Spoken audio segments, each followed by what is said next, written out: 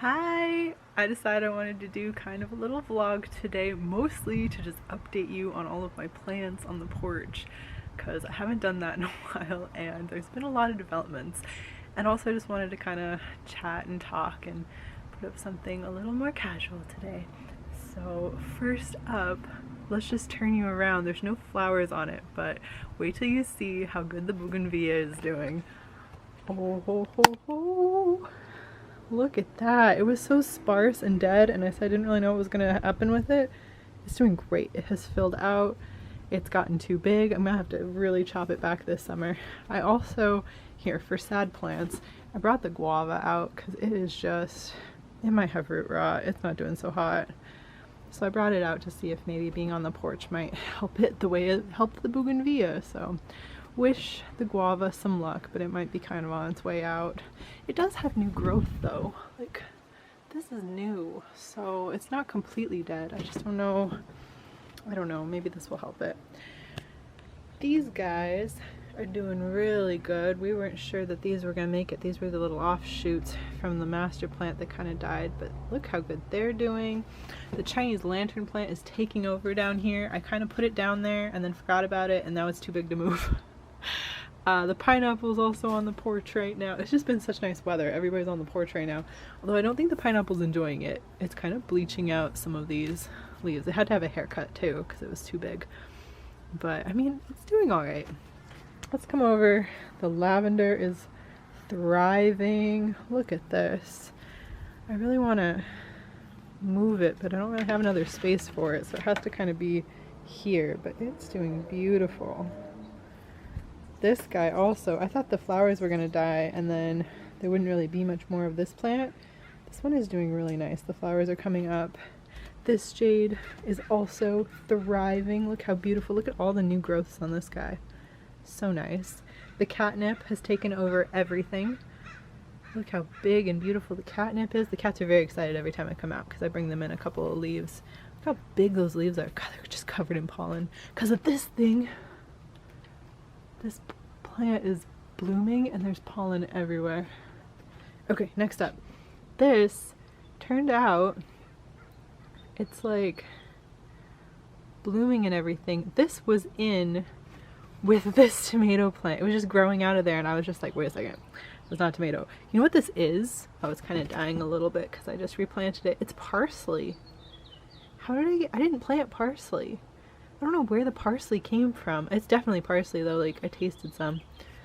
So, ooh, we're getting caught up together. It's probably mostly unhappy because I replanted it because it's just doing so well, but it's already, you know, bolted. I just, maybe I'll be able to get seeds from it and then plant parsley next year. But yeah, it was taking over the entire tomato pot. Now that I've moved it, the tomato is thriving, and the little tomato. It's watering day, so everything's gonna get watered. This guy, okay, wait. Look how tall this is. And it hasn't even bloomed yet. It's getting there, but it hasn't. This is as tall, it's almost as tall as me, wait. Can you see? Here, wait. Now I'm 5'5", which means that this plant is like, what, 5'3". Ridiculous.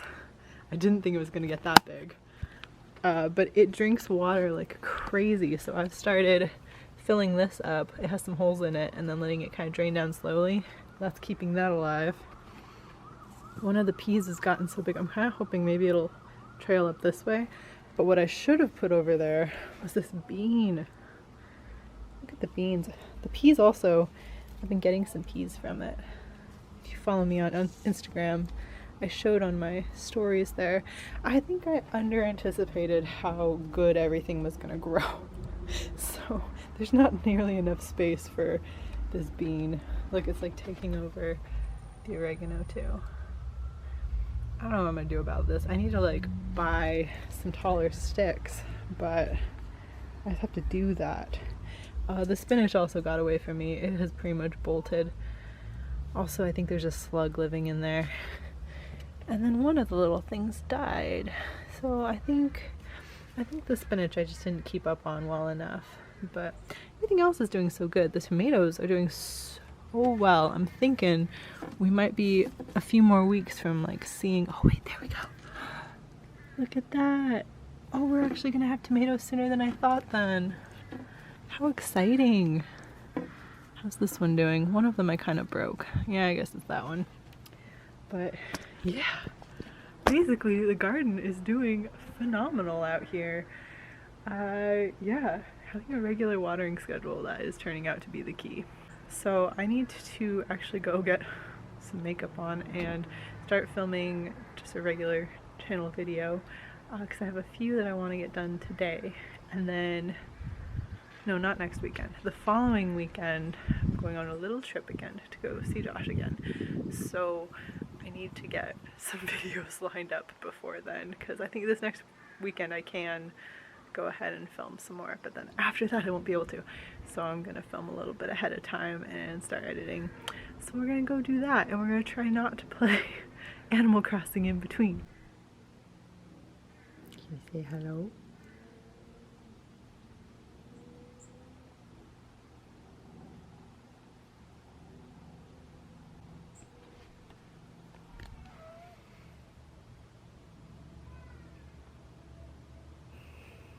Actually, since Pi is over here, I wanted to talk for a minute about him too. Don't lick me. Ew. Gross. You see like how skinny he looks? So he was having some allergy problems, which I think is just because that plant is just blooming like crazy, and I was having allergy issues too. So he was having some allergy issues and he like scratched a little sore into his ear. So had to come into the vet, got himself a shot, and he's actually taking a steroid for a couple days because of that.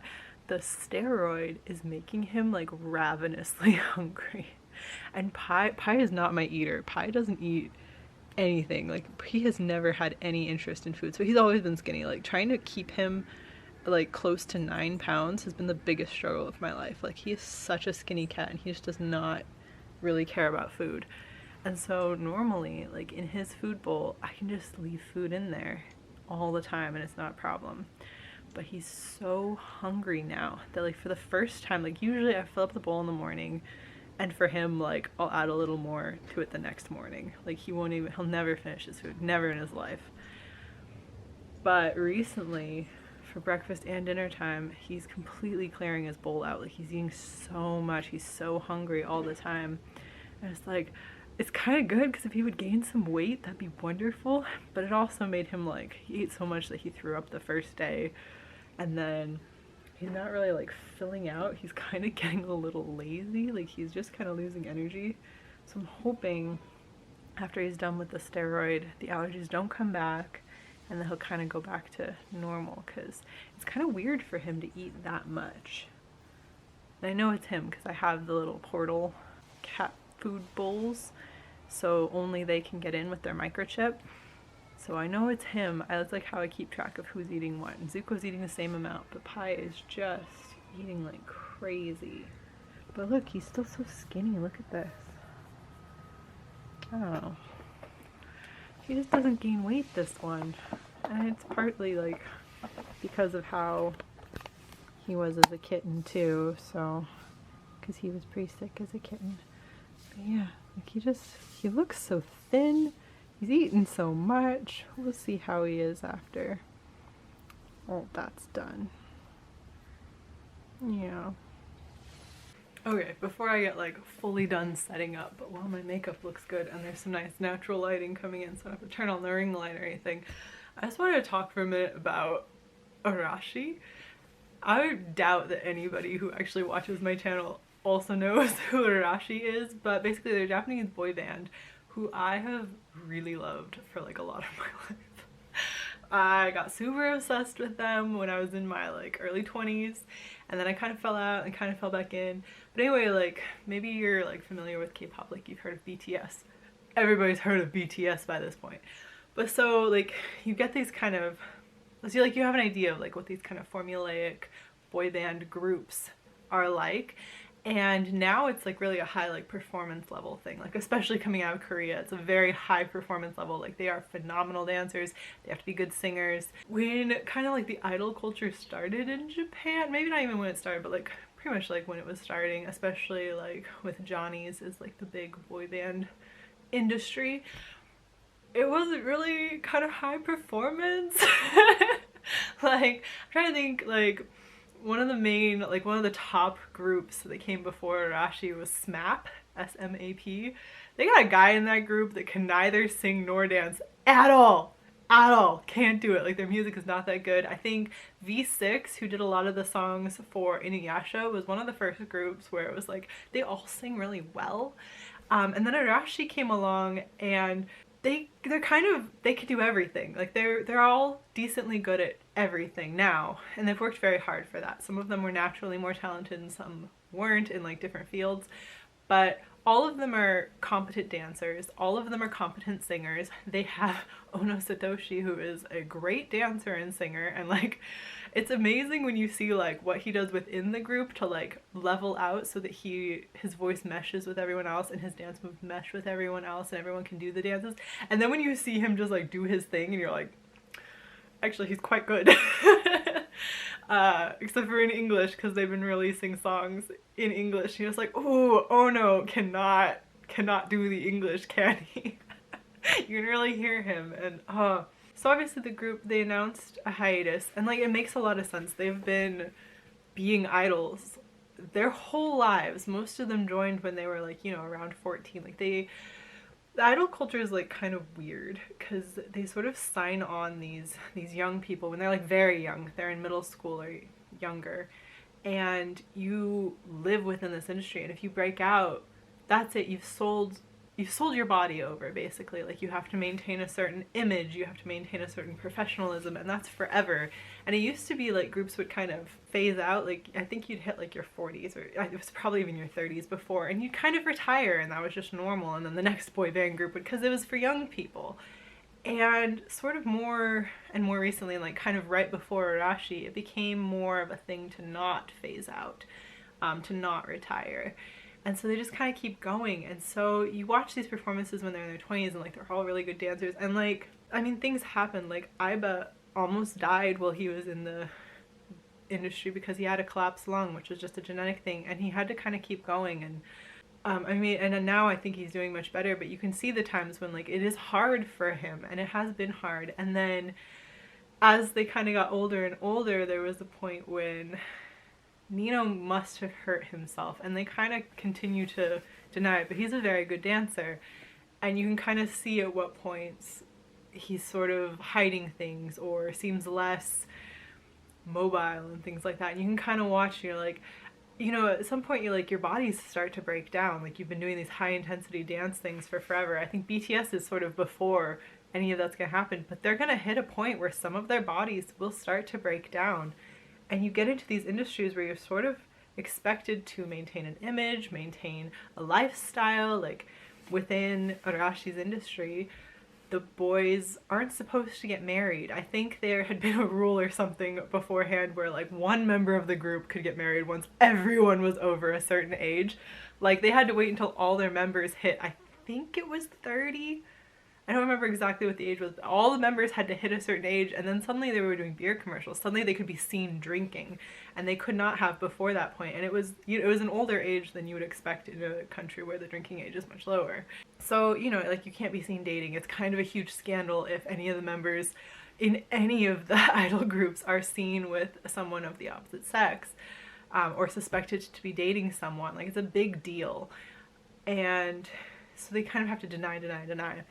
But anyway, so Arashi finally announced, and they're still, I mean, they're not on a downward slope at all. They were apparently supposed to perform at the Olympics. Obviously, that may not happen now with the Olympics getting moved and them announcing their hiatus, but it was very interesting because it was like they'd all hit a certain age and they sort of came out publicly, and it was really interesting because Ono took the fall for all of it and said it was his idea, and I believe that he definitely wanted to like take some time away, do things on his own, like have kind of a break, because they've been doing this for so long. Like they've spent more of their lives being Arashi than they have doing anything else. Like that's all they've really known, and they've all done like amazing acting. That's another one of the things. All of Arashi are really good actors. They've all been in really good dramas. My bias, Nino, was the main character in Letters from Iwo Jima.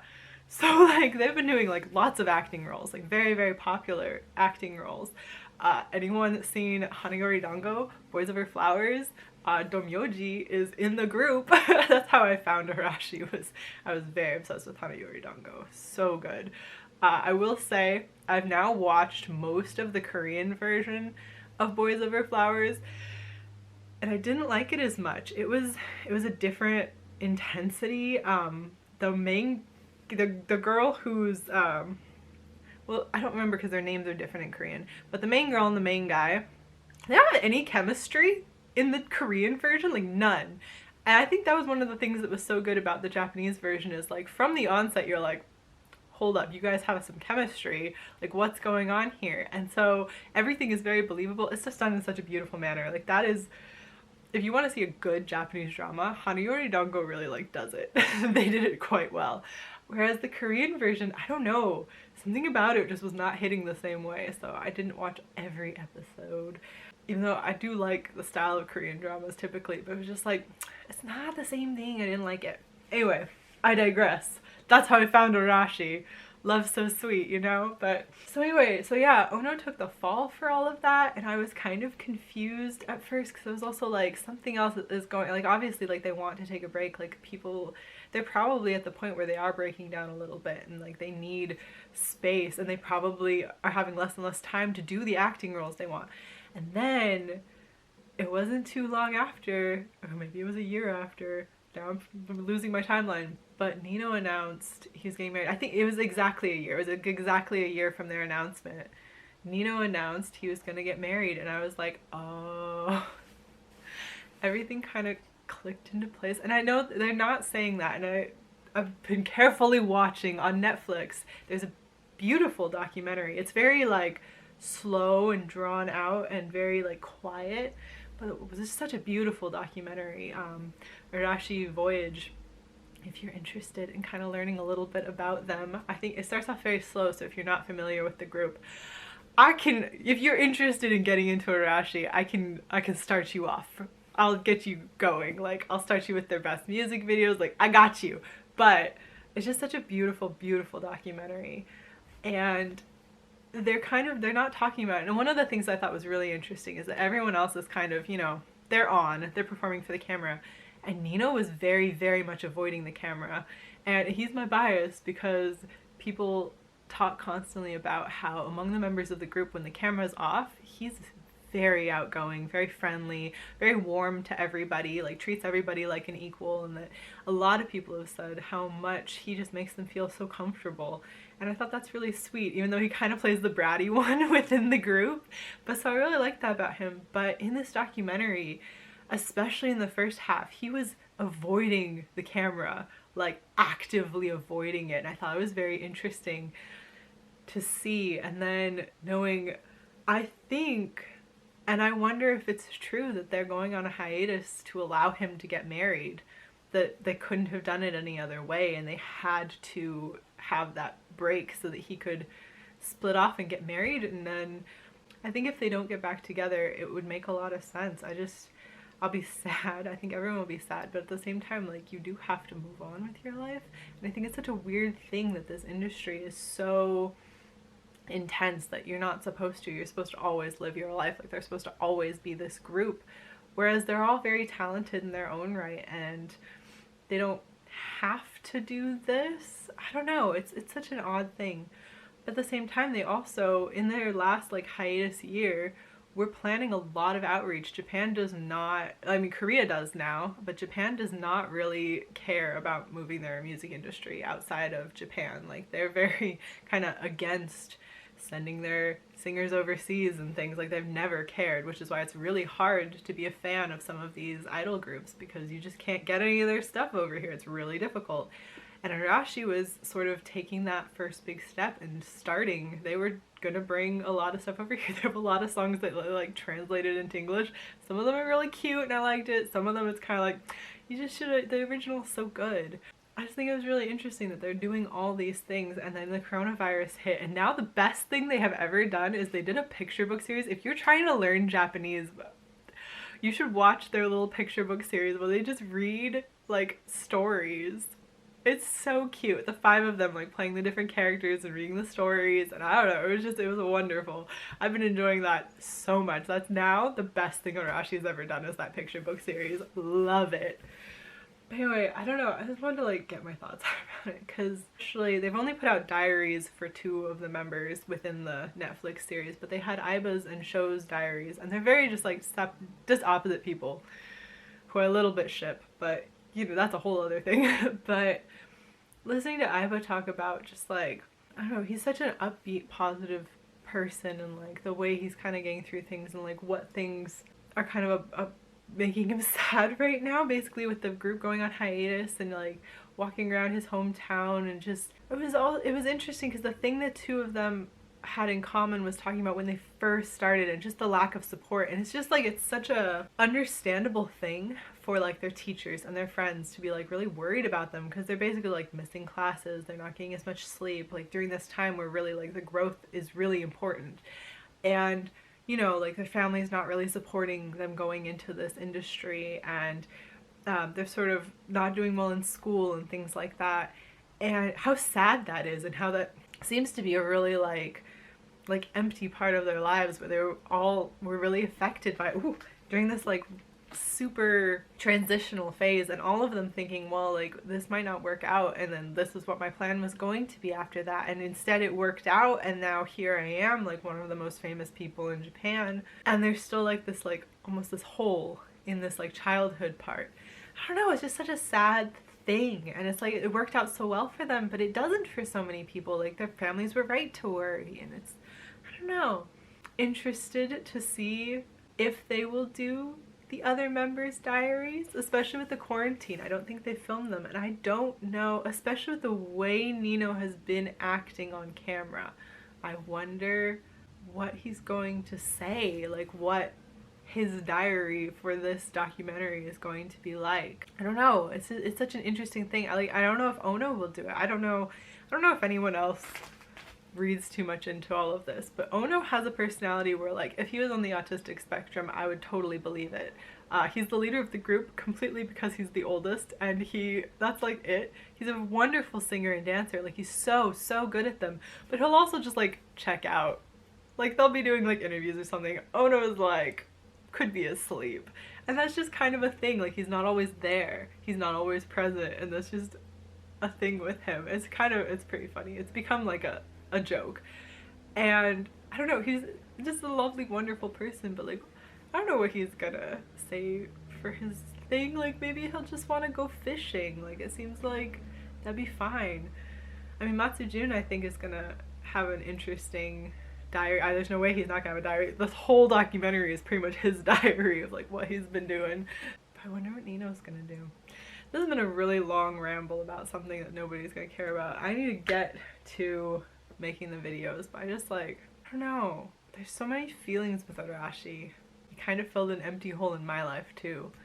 I don't think I'm gonna keep this whole part in. Let's go. Let's film. Okay, let's just do a nail experiment. So you see, I got all the hollow taco ones, and I just painted them in like a cool little rainbow. Okay, I'm gonna turn off the ring light now. Does the hollow come out better? Let's try it with the phone flashlight. Here we go. Can you see the rainbows? Maybe not. Maybe. Oh, there we go. Yeah, okay. Yep, she was right. The diffused light is not the way to go. Gotta get in there with the alright. Okay, I have another video to film. Okay, well there's still good lighting in here, and you know my hair's looking good and everything. I'll jump back into the chatty vlog because I rambled about Arashi for a while and didn't mention all the other things I've been up to, which like I've watched Hamilton. So good. And I gotta say, all the people who are like, it's not historically accurate, like, duh. You think Spamalot is historically accurate? Do you think Hairspray is historically accurate? Like, come on, get with the picture. Like, it's a Broadway musical. If this is what gets people into history, A+++. And it is an A+++ musical. Like, it was so good. And it goes over a lot of themes that like people are like, oh, these people were slave traders. Like, yeah, it mentions that like multiple times for every character, and they react to it. Like, anyone who's hating on it like just needs to go and watch it. It's very good. It's a great musical. I was surprised how much of the soundtrack is just the musical. I thought there was gonna be more like speaking in between, and it isn't that kind of musical. And then I was thinking like a lot of Broadway does have speaking in between. Like, what is the difference between like Broadway then and an opera? Because in opera there's no speaking lines, you sing everything. So yeah, I was wondering like, does Hamilton count as an opera? What makes it an opera? I'm really hung up on the whole Arashi thing. I don't know, it just made me think so much last night where they're talking about like how hard they've worked to get where they are, and like how many opportunities they've had, and all the things they're trying now, and that they're not going to be around next year, and they may not do the Olympics because the Olympics will be after their hiatus was supposed to start. And like, who could have foreseen the coronavirus coming and like changing everything? Like, nobody could have predicted that, and all these plans, you know, get wasted by this one thing. And it's like, why do we make so many plans that are like so based on time, like this concept we've come up with of time, and everything is based on that? And I don't know, like, you work and you work and you work to try and meet these deadlines that you've just made up. And I don't know, like, are we just living a really unhealthy existence right now? It's like all of this like time crunch business, like, are we finally, now that there is like a moment to breathe, like finally realizing like it wasn't all worth it?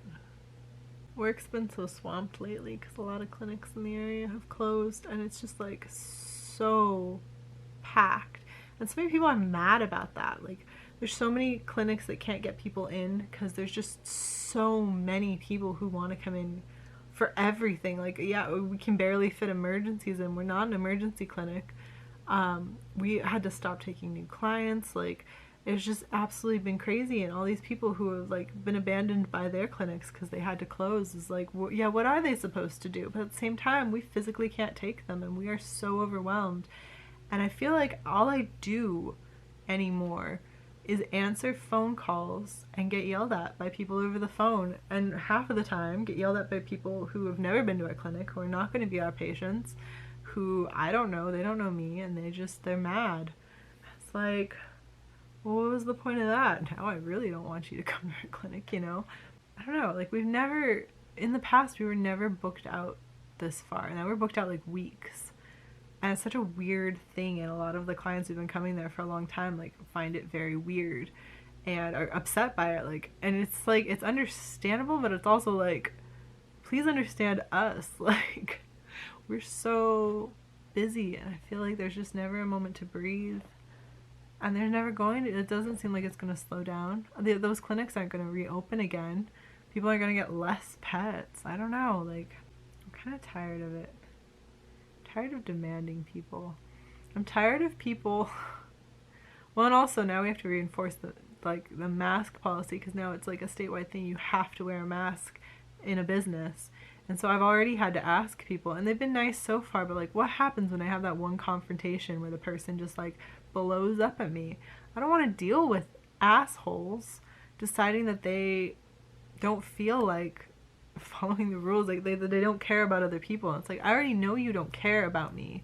I'm trying to care about everybody and like doing what's right, and I know you don't care about anybody else, and so I don't want to accept your business, because it's not their pet's fault that they're assholes and that they don't care if we get sick.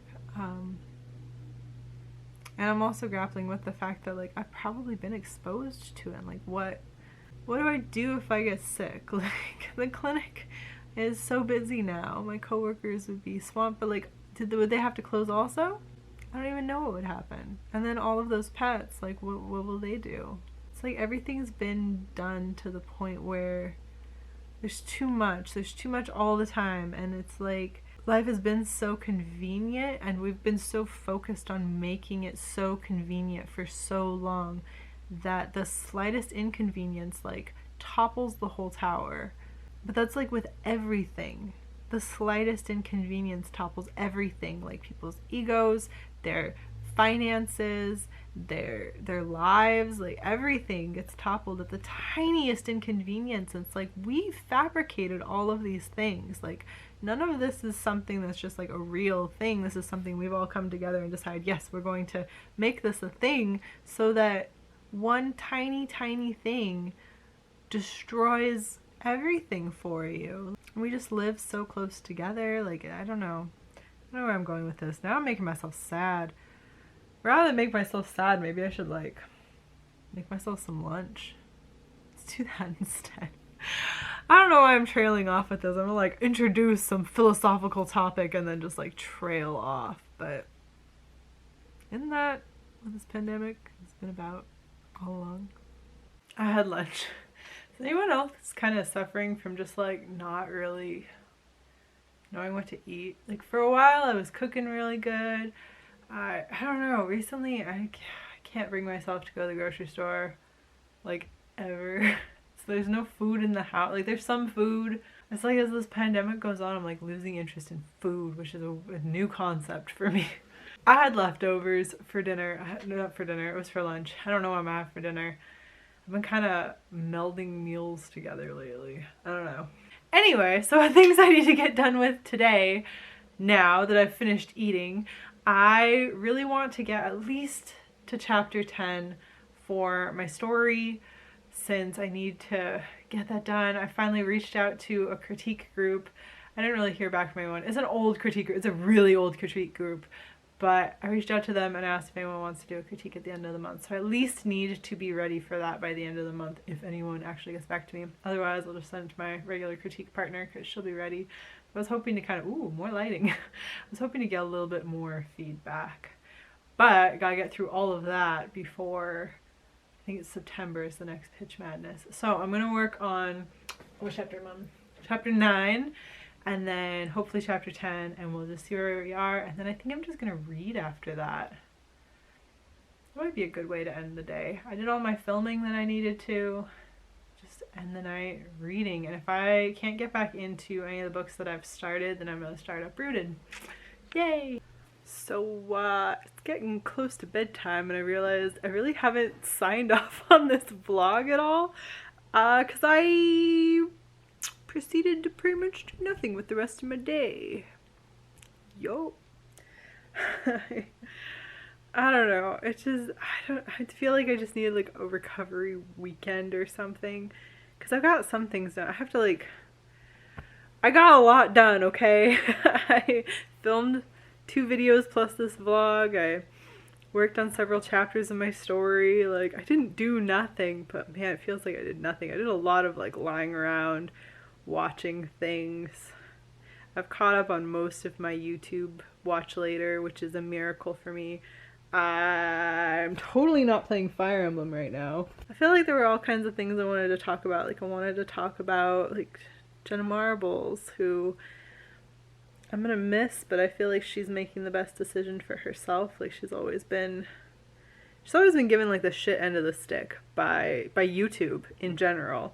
But like, the company of YouTube has never done her any favors, has never promoted her work like the way you'd think they would for someone who's that big on their platform. Like, I mean, interviewers used to seek her out and sit down and do interviews with the, you know, the sweet, wonderful person just to write shit pieces about YouTubers. Like, I remember that. I remember when people used to use her as like the reason YouTubers are all dumb. And she'd come in and be so kind and have all these like really intelligent things to say, and they would sort of warp it around because they had a piece they wanted to write and they had chosen her as the figurehead for that.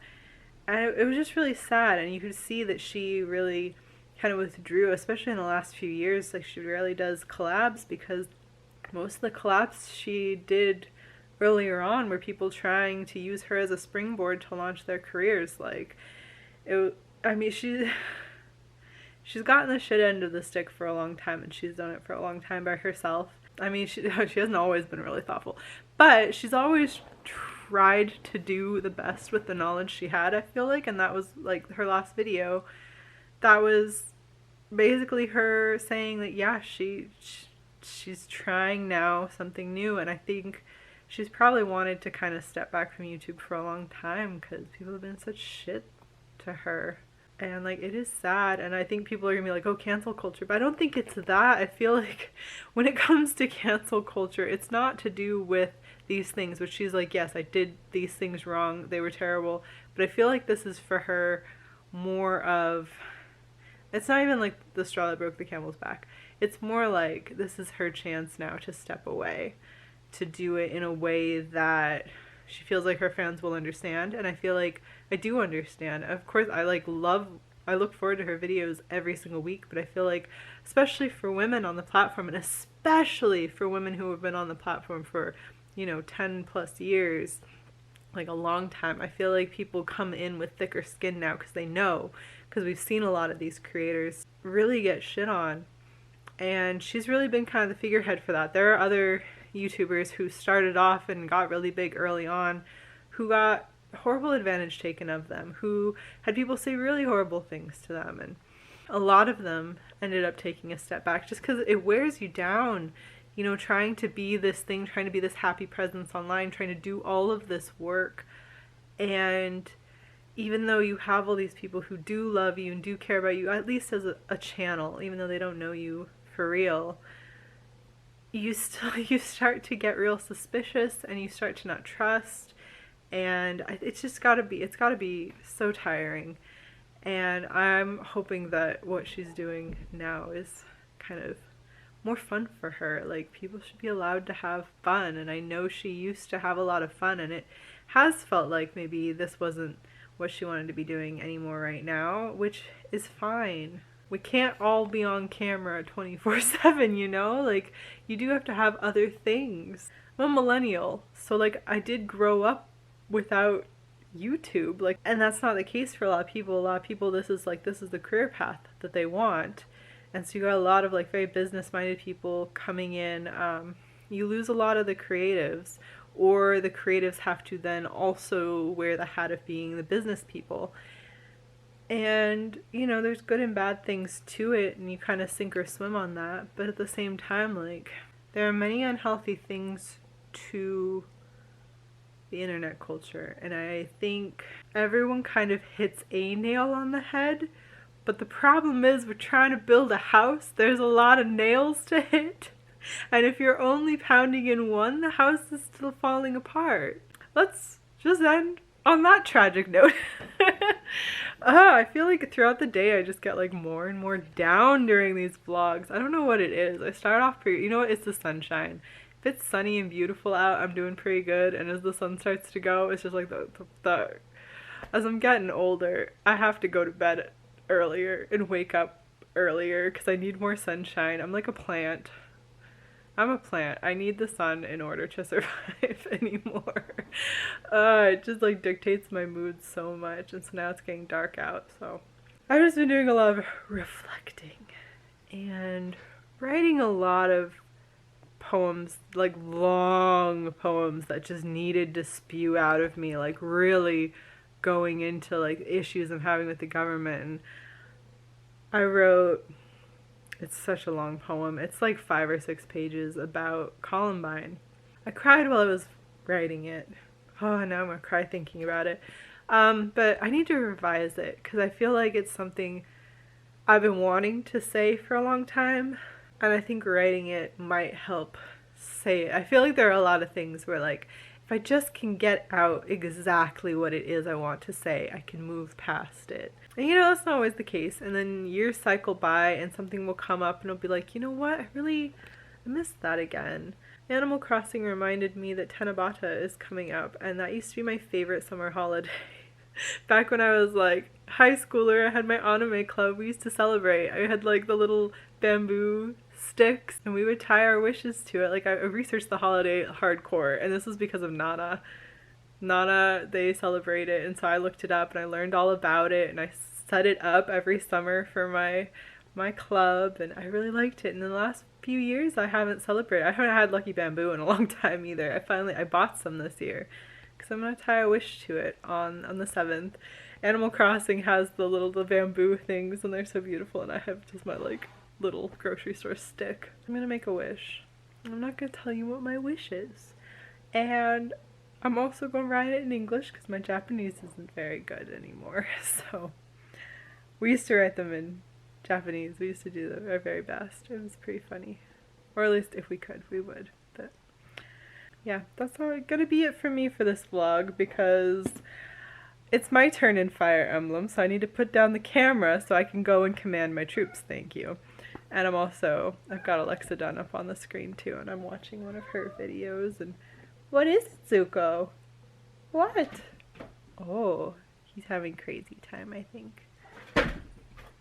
Oh, yep, he's running around. Okay. Anyway, that's all for me. Just want to say good luck to all of us, especially you, in whatever you're doing and trying to accomplish, even if it's just watching through your YouTube watch later, because, you know, that's important too. So, alright. I'll talk to you again soon. Bye.